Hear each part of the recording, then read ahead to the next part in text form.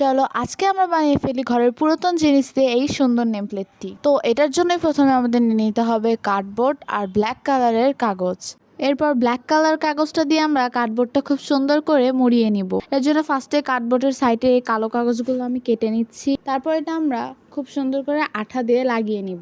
আঠা দিয়ে black colour কাগজটা লাগানোর পর এটা দেখতে এমন হয়েছে। এরপর আমরা আরও একটা কার্ডবোর্ড দিব এবং এখানে তোমরা নেমপ্লেটে যা লিখবা তা লিখে নিবা। এখানে আমি আমারটা লিখে নিছি, তোমরা তোমাদেরটা লিখে নিবা। দেন এটাকে আমাদের কাট আউট করতে হবে। তোমরা কাটার সময় এটা একটু ভালোভাবে ফিনিশিং দেওয়ার ট্রাই করবে। আমার ফিনিশিংটা একটু খারাপ হয়েছে, বাট এটা সামনে থেকে দেখলে বোঝা যায়, বাট দূর থেকে দেখলে একদমই বোঝা যায় না। সো তোমরা একটু ভালোভাবে করার ট্রাই করবে। এরপর এই লেখাটা আমি এখানে গ্লু দিয়ে লাগিয়ে নিব। তো গ্লু দিয়ে লাগানোর পর এটা দেখতে কিছুটা এমন লাগতেছিল, আর এটা খুবই বেশি সিম্পল লাগতেছে, তাই ভাবলাম এখানে আমার কিছু অ্যাড করা উচিত। তাই আমি এখানে 450 বছর পুরাতন কিছু পাতা আর ফুল নিব। তো এটার সাথে ম্যাচ হবে এমন দুটো পাতা আমি পেয়ে গেছি।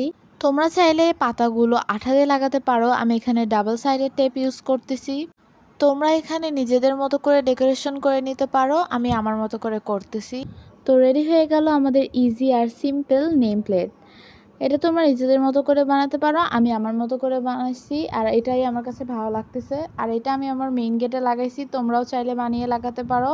সো আজকের ভিডিও এই পর্যন্তই। আর আরও ভিডিও পাওয়ার জন্য অবশ্যই ফলো অ্যান্ড সাবস্ক্রাইব করে দিও। আল্লাহ হাফেজ।